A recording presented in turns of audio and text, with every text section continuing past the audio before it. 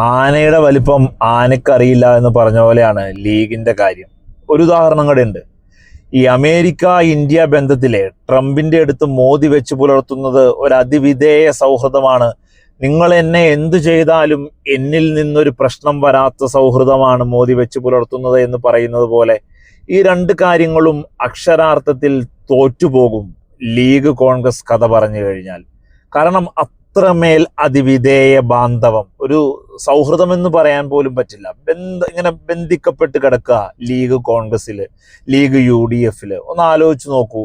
ഇത്രമേൽ സഹിക്കാൻ മാത്രം, ഇത്രമേൽ ക്ഷമിക്കാൻ മാത്രം, ഇത്രമേൽ ഒരു വിലയില്ലാതാവാൻ മാത്രം ലീഗിന് അത്ര വലിയ പ്രശ്നമുണ്ടോ? ലീഗ് നിന്ന സീറ്റുകളിൽ അത്രമേൽ വലിയ തിരിച്ചടി നേരിടുന്നുണ്ടോ? ഇന്ന് തെക്കൻ മധ്യ കേരളത്തിലേക്ക് വന്നാൽ കേരള കോൺഗ്രസ് നേരിടുന്നത് പോലെ, അവർ നേരിട്ടതുപോലെ ഒരു പാർട്ടിക്ക്, ഒരു ഘടകകക്ഷിക്ക് ഒരു സീറ്റ് കൊടുക്കുമ്പോൾ UDF മുന്നണി ഇന്നു വരെ നെഞ്ചിൽ കൈവച്ച് പറ, എന്നെങ്കിലും ലീഗിന് കൊടുത്ത ഒരു സീറ്റിൽ അവർ ജയിക്കുമോ എന്നൊരു ഡൗട്ട്ഫുൾ ഡിസിഷൻ നിങ്ങളുടെ ഭാഗത്ത് നിന്ന് വന്നിട്ടുണ്ടോ? ഒരു തിങ്കിങ് വന്നിട്ടുണ്ടോ? ഇല്ല. UDF എത്രമേൽ പ്രതിപക്ഷത്തിരുന്നാലും, എത്രമേൽ പ്രതിരോധിക്കപ്പെട്ടാലും, എത്രമേൽ അഴിമതിയിൽ നിറഞ്ഞു മുങ്ങിത്താന്നു പോയാലും ലീഗിന് കൊടുക്കുന്ന സീറ്റുകൾ അവർ പിടിച്ചെടുത്ത് വെക്കും വലതുപക്ഷത്ത്. അതാണ് ലീഗിന്റെ സേഫ്റ്റി, അഷ്വറൻസ്. അതാണ് ഈ മുന്നണിക്കുള്ളത്. നിങ്ങൾ തിരിച്ചു കൊടുക്കുന്നതോ? അൻവർ വിഷയത്തിൽ നിലമ്പൂർ ഇങ്ങനെ കിടന്ന് കത്തി അവസാനം നിലമ്പൂരിൽ കോൺഗ്രസിന്റെ വിജയ അനിശ്ചിതത്വത്തിലാക്കി അൻവർ ഇങ്ങനെ മത്സരിക്കുമ്പോൾ ഒന്ന് ആലോചിച്ച് നോക്കൂ. ലീഗ് വിളിച്ച മുറവിളി മുഴുവനും അസ്ഥാനത്തായിരിക്കുകയല്ലേ? ലീഗ് പറഞ്ഞതല്ലേ ഇതിനെ ഇങ്ങനെ ആക്കണമെന്ന്, എന്നിട്ട് എന്താ വാർത്ത വന്നത്? ലീഗ് പറഞ്ഞതല്ലേ അതിനെ മൃദുവായി മയത്തിൽ പരിഹരിക്കണം, അതിന് ഒരു ശുഭാപ്തി പര്യവസാനം ഉണ്ടാവണമെന്ന്. എന്നിട്ട് എന്താ സംഭവിച്ചത്? എന്നിട്ട് വന്നതോ ലീഗ് ഇങ്ങനെ അസ്വാരസ്യം പ്രകടമാക്കുന്നു, ലീഗിൽ മുറുമുറുപ്പ്, കുറുകുറുപ്പ്.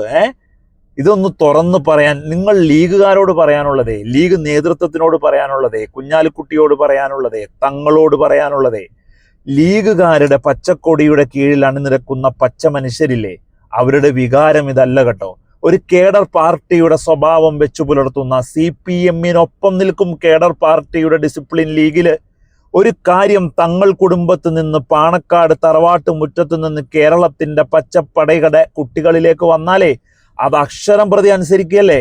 CPM-ന് AK ബാലൻ ഇങ്ങനെ വിധി കേട്ട് എൻ്റെ കാലം അവസാനിച്ചു എന്ന് പറഞ്ഞ് പടികൾ ഇറങ്ങി വരുമ്പോൾ മാധ്യമപ്രവർത്തകൻ ചോദിച്ചു, അപ്പോഴെങ്കിലും ഒരു അസാരസ്യം ഉണ്ടാവുമോ എന്നുള്ള പ്രതീക്ഷയിലാ ചോദിക്കണേ മാധ്യമപ്രവർത്തകരെ. അപ്പോഴും കടിച്ചമർത്തി വിട്ട് പാർട്ടി ശരി എന്ന് പറഞ്ഞ് ബാലൻ നിറകണ്ണുകളോട് ഇറങ്ങിപ്പോയില്ലേ. അതിനൊപ്പം നിൽക്കില്ലേ ലീഗ്? ലീഗും അതിനൊപ്പം നിൽക്കുമല്ലോ. തങ്ങ കുടുംബത്തിൽ നിന്ന്, കുഞ്ഞാലിക്കുട്ടിയിൽ നിന്ന്, നേതൃത്വത്തിൽ നിന്ന് ഒരു കാര്യം ഇങ്ങനെ വന്നാൽ ഇങ്ങനെ ചങ്ങലയിട്ട കണ്ണി പോലെ ഒരുമിക്കും ലീഗിന്റെ കുട്ടികളെ, ലീഗിന്റെ പ്രവർത്തകരെ.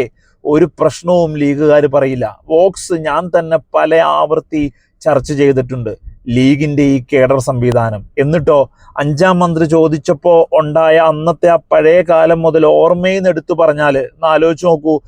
തദ്ദേശ തെരഞ്ഞെടുപ്പുകളിൽ ലീഗിനെ മലബാറിൽ തളച്ചിടുന്നത്, അതേപോലെ തന്നെ പത്തനംതിട്ട, കൊല്ലമടക്കമുള്ള ഏരിയകളിൽ മുസ്ലിം വോട്ടുകൾ SDPI-യിലേക്ക് കേന്ദ്രീകരിക്കപ്പെട്ട SDPI തദ്ദേശ തെരഞ്ഞെടുപ്പുകളിൽ ഒരു പ്രാതിനിധ്യമായിട്ട് പോലും ലീഗിന് പ്രാതിനിധ്യം കൊടുക്കാത്ത രീതിയിൽ നിൽക്കുന്നതിനെ, അതുപോലെ തന്നെ ലീഗിനെ വാക്കുകളിൽ മാത്രം സുഖിപ്പിച്ച് ലീഗിനെ ഇങ്ങനെ സുഖിപ്പീര് മാത്രം നടത്തി ഇങ്ങനെ കൊണ്ടുപോകുന്നതിനെ ലീഗിന് എന്ത് പ്രസക്തിയാണുള്ളത്?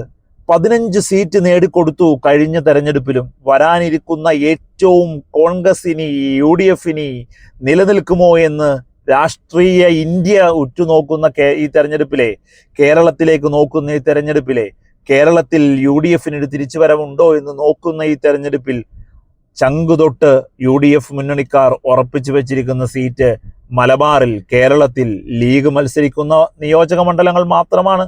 വേറെ ഒരിടത്തും ഉണ്ടാവില്ല. കാരണം അത്രമേൽ പടലപ്പിണക്കങ്ങളിൽ മുങ്ങിത്താന്നിരിക്കുന്ന കോൺഗ്രസ് എന്ന് പറയുന്ന പ്രസ്ഥാനം നയിക്കുന്ന UDF മുന്നണി എങ്ങനെ അവർക്ക് ഉറപ്പിക്കാൻ കഴിയും?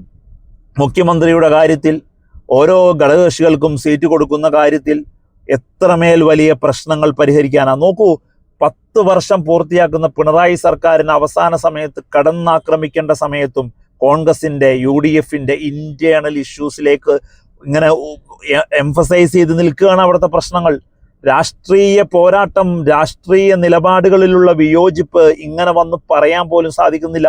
ഒരു കോൺഗ്രസ് UDF നേതാവിന് വന്നിട്ട് ഭരണപക്ഷത്തിനെതിരെ ഒരു സ്റ്റേറ്റ്മെന്റ് ഇറക്കാൻ പറ്റുന്നില്ല. കാരണം അത് തന്നെയാണോ മറ്റൊരു നേതാവ് പറയുന്നതെന്ന് പോലും ഉറപ്പില്ല. അത്രമേൽ പ്രശ്നത്തിൽ നിൽക്കുമ്പോഴാണ് നിങ്ങളുടെ ഉള്ളിൽ ഒരു ഡിസിപ്ലിനോടുകൂടി ഒരു തലവേദനയും മുന്നണിക്ക് ഉണ്ടാക്കാതെ ലീഗ് എന്ന് പറയുന്ന പ്രസ്ഥാനം ഇങ്ങനെ നിൽക്കുന്നത്. അവിടെയാണ് നിങ്ങൾ ലീഗിനെ ഒറ്റപ്പെടുത്തുന്നത്. നിങ്ങൾ ലീഗിന്റെ വാക്കിന് വില കൊടുത്തില്ല നിലമ്പൂരിൽ. നിങ്ങൾ ലീഗിന്റെ വാക്കിന്, ശബ്ദത്തിന് ചെവി കൊടുത്തില്ല നിലമ്പൂരിൽ.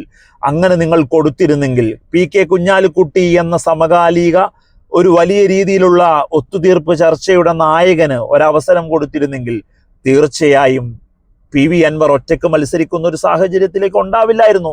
സതീശൻ എന്ന് പറയുന്ന പ്രതിപക്ഷ നേതാവ് ഇങ്ങനെ ഉച്ചത്തിൽ കിടന്ന് നിലവിളിച്ച് അതൊരു പ്രശ്നമായി ഇങ്ങനെ ഉണ്ടാക്കിയെടുത്തപ്പോൾ നിങ്ങളുടെ ഉള്ളിൽ നിന്ന് പോലും നേതാക്കൾ പറഞ്ഞു സതീശൻ പറഞ്ഞത് തെറ്റ്.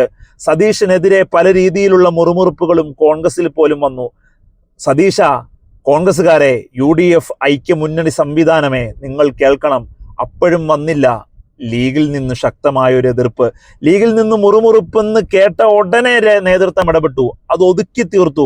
കഴിഞ്ഞ ദിവസം നടന്ന UDF കൺവെൻഷനിൽ അതെല്ലാം പരിഹരിക്കുന്ന രീതിയിൽ ബോഡി ലാംഗ്വേജുകൾ മാറ്റിയെടുത്തു. കണ്ടുപഠിക്കണം ഇനിയെങ്കിലും ലീഗിനെ UDF. അല്ലെങ്കിൽ കുറഞ്ഞ പക്ഷം ലീഗുകാരെങ്കിലും ചിന്തിക്കണം, ആരാണ് നിങ്ങളെന്ന്, നിങ്ങൾക്ക് എന്ത് വിലയാണ് ഇവർ തരുന്നതെന്ന്. നിങ്ങൾക്ക് ഈ വരുന്ന തെരഞ്ഞെടുപ്പിൽ ഏറ്റവും കൂടുതൽ ഡിപ്പെൻഡൻ്റ് ആയ, അഷ്വേർഡ് സീറ്റായ ലീഗിന്റെ സീറ്റുകൾ ചോദിക്കുമ്പോൾ അതിന് എന്തുമാത്രം ശബ്ദമുണ്ടാവണമെന്നെങ്കിലും.